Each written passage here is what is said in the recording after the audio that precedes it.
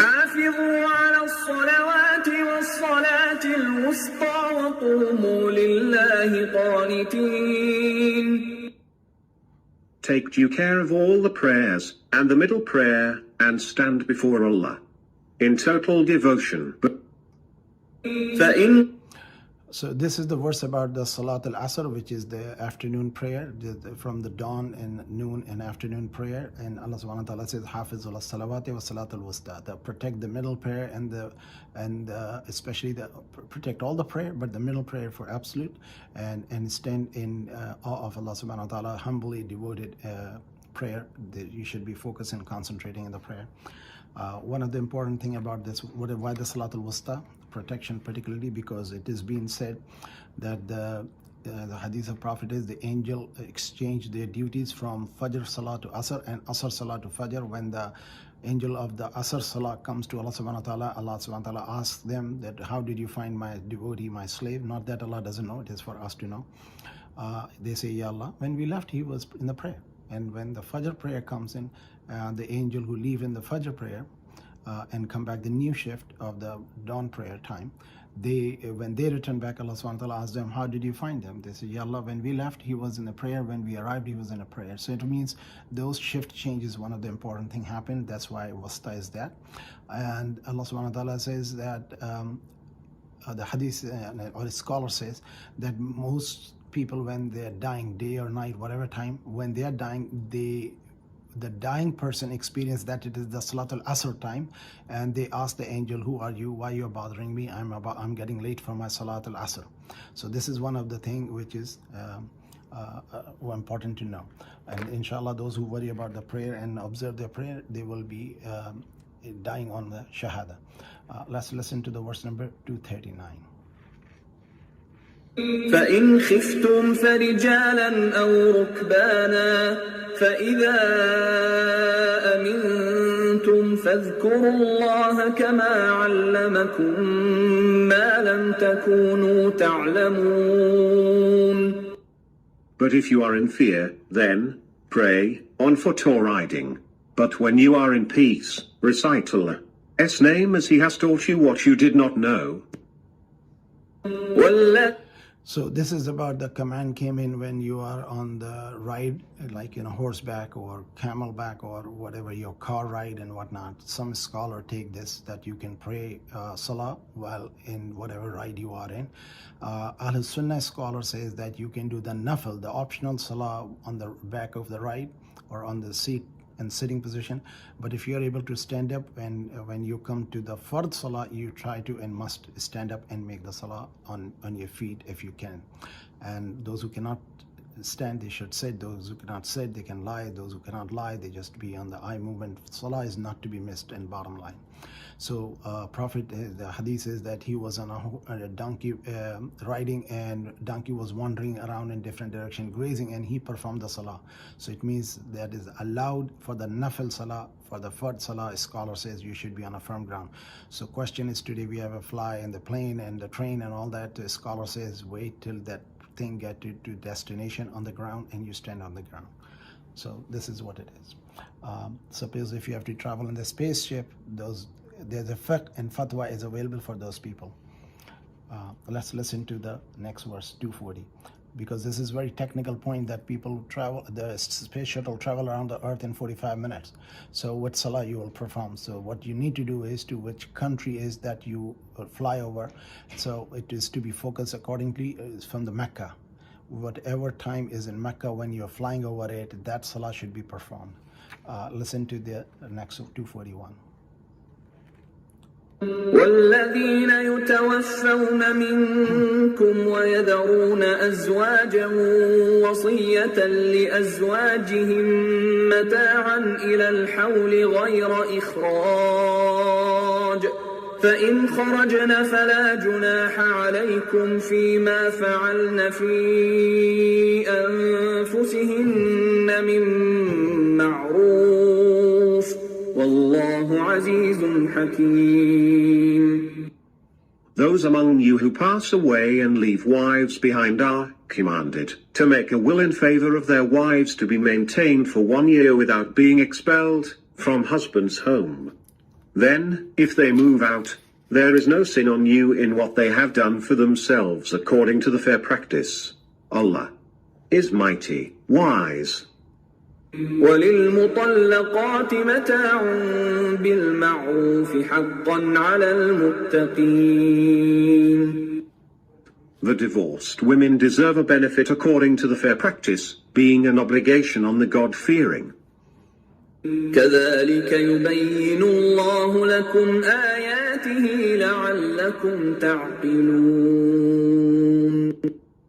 This is how Allah makes his verses clear to you, so that you may understand. So verse number 240 is very important to understand. This is abrogated ayah. This is no more valid. Why? Because this is how a scholar says you should learn the Quran from the Prophet to the companion to the next generation to the next generation. If you try to pick up the Quran and read without a scholar's teaching you, you will misinterpret this and become misguided. Because this is abrogated or what is called mansukh. Ayat is which is cancelled. Before the Sharia law came in the next we will be reading in Surah Nisa, it was valid that divorce and iddat, waiting period, was a year.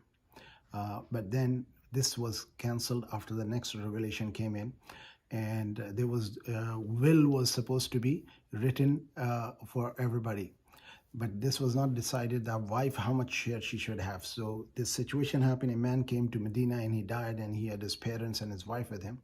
So Prophet ﷺ commanded, according to the Quranic revelation of that time, that she should be given place to stay with the deceased husband's home for 1 year, and rest of the wealth was spread among or divided among parents and family.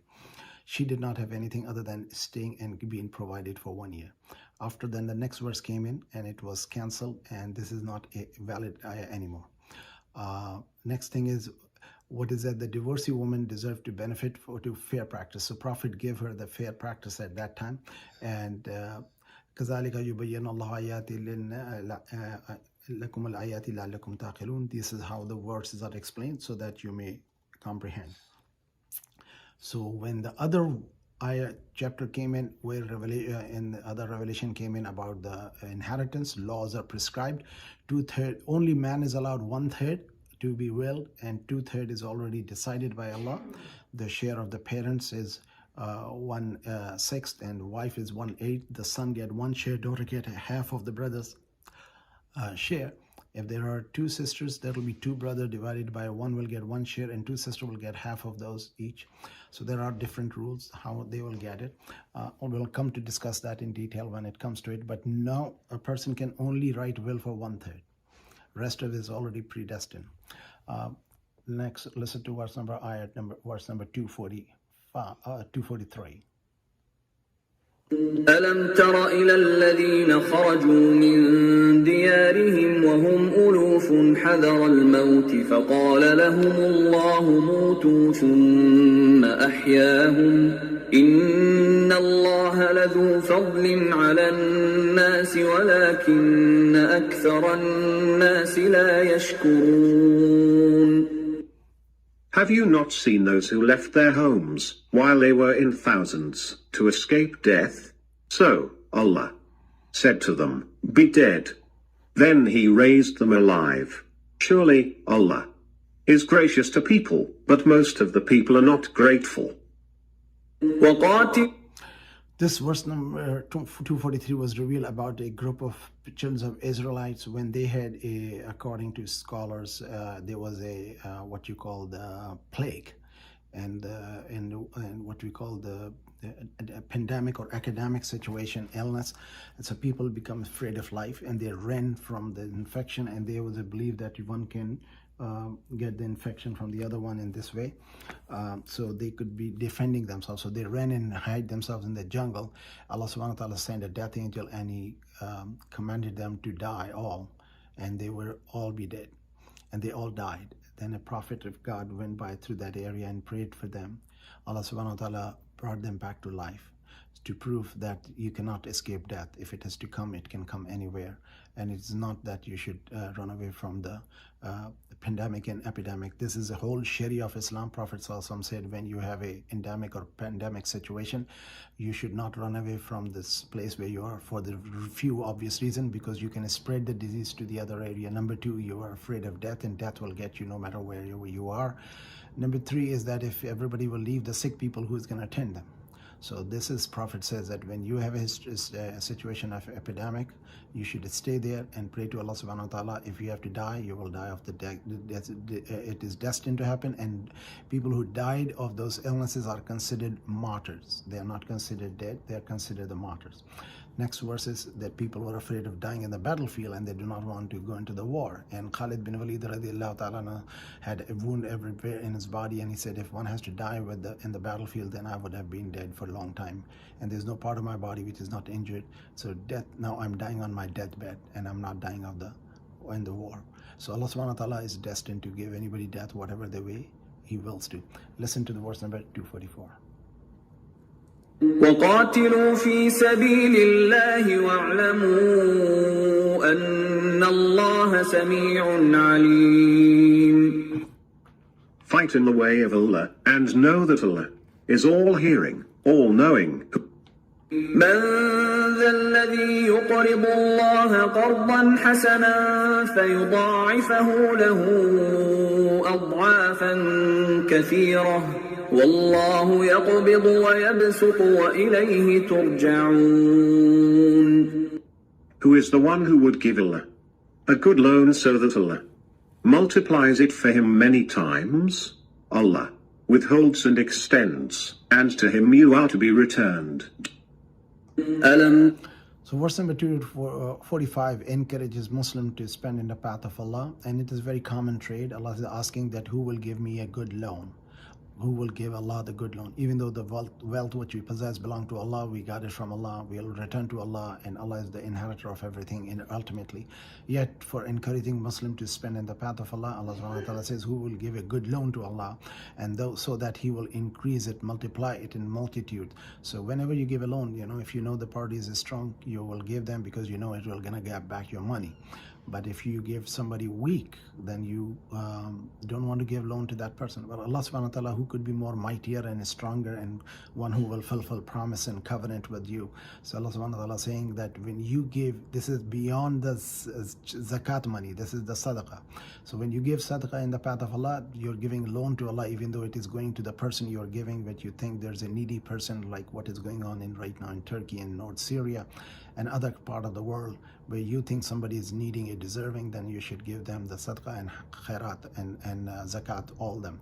Zakat is a prescribed amount, and the sadaqah is an extra you give for the path of love of Allah and the path of Allah for the goodness of the mankind. So Allah is saying that will be a good loan. And you see the word is wallahu yaqbidu. Yaqbidu, Allah subhanahu wa ta'ala, whoever He withhold, and yabsutu. It is written with the swad, but it's pronounced with the sin. Ya ba sin tha, but it's written as ya ba swad ta. Yabsutu, yaqbidu, yabsutu. Allah, whoever He wants, He extend the hand of wealth, and those who want, He restrain them. وَإِلَيْهِ تُرْجَعُونَ, and to Him is of ultimate return for everybody. Verse number 246. Listen to this. ألم تر إلى الملأ من بني إسرائيل من بعد موسى إذ قالوا لنبي لهم ابعث لنا ملكا نقاتل في سبيل الله قال هل عسيتم إن كتب عليكم القتال ألا تقاتلوا قالوا وما لنا ألا نقاتل في سبيل الله وقد أخرجنا من ديارنا وأبنائنا فلما كتب عليهم القتال تولوا إلا قليلا منهم والله عليم بالظالمين. Did you not see a group from the children of Israel, after the time of Musa when they said to their prophet, appoint for us a king, so that we may fight in the way of Allah. He said, is it not likely, if fighting is enjoined upon you, that you would not fight? They said, what is wrong with us that we would not fight while we have been driven away from our homes and our sons? But, when fighting was enjoined upon them, they turned away, except a few of them, and Allah is aware of the unjust. وقال لهم نبيهم إن الله قد بعث لكم طالوت ملكا قالوا أنى يكون له الملك علينا ونحن أحق بالملك منه ولم يؤت سعة من المال قال إن الله اصطفاه عليكم وزاده بسطة في العلم والجسم والله يؤتي ملكه من يشاء والله واسع عليم. Their prophet said to them, Allah has appointed Talut as a king for you. They said, how could he have kingship over us when we are more entitled to the kingship than him? He has not been given affluence in wealth. He said, Allah has chosen him over you and has increased his stature in knowledge and physique, and Allah gives his kingship to whom he wills. Allah is all-embracing, all-knowing. So these verses need a little clarification. The verse is 246, in which Allah subhanahu wa ta'ala described that and the way to talk is beautiful, that alam tara, O prophet, did you not see, as if prophet was witnessing it. Allah make him see whatever it was, a past, present, future for him. It says there's a group of children of Israel after the Musa, that was Prophet Moses. They came to the situation where disobedient. They were still having the prophet, but they would not observe them. Allah subhanahu wa ta'ala punished them by having a non-believer king Nebuchadnezzar imposed upon them, who came in and destroyed them, took many of them as a slave and destroyed their family. They took their children out. So they wanted a prophet to make dua, supplication to God, to Allah subhanahu wa ta'ala, to give them ability to fight. So the prophet said to them that when Allah will impose fight upon you, will make it obligation, you will run away. And they said, why would we run away when they have killed our family and our children, and they expelled us from our country, and so when Allah subhanahu wa ta'ala prescribed them the fight, so the prophet told them, Allah has appointed a man named Talut. Talut was a young man who was a shepherd, but not a rich man, but very physically and mentally very sane and good and smart and intelligent and warrior mindset. So when they said, why did God chose Talut over us? He was not even rich and does not have a right to rule us. Accordingly, for them, the richness was the criteria, and Quran says no. Criteria of it is that Allah subhanahu wa ta'ala have given him the brain and the body to be able to lead the nation. This is one of those political words which we can say in the Quran is about who should be leading nation. وَقَالَ لَهُمْ نَبِيٌّ إِنَّ اللَّهَ قَدْ بَعْثَ لَكُمُ الطَّالُوتَ مَلِكًا قَالُوا أَنَّ يَكُونَ لَهُ الْمُلْكُ. So that they said, well, he does not even have a kingship. Why would he have it? وَنَحْنُ أَحْقُ بِالْمُلْكِ. They thought we are rich and we have the right to be ruling the nation over him. وَلَمْ يُؤْتِ سَعَتَهُمْ مِنَ الْمَالِ. And Allah has not given him the affluence and the wealth. قَالَ إِنَّ اللَّهَ أَسْتَفَعُ عَلَيْكُمْ. Prophet says, indeed Allah has chosen him over you. وَزَادَهُ بَسْطَةً فِي الْعِلْمِ. Allah has given him, blessed him with the physique and the knowledge, وَالْجِسْمِ, and the body. Wallahu yuti mulka man yasha. Allah gives whoever he wills the kingship or the leadership. Wallahu wasi'un alim. Indeed, Allah is all embracing and all knowing. So this was the situation with them. Let's listen to the next verse.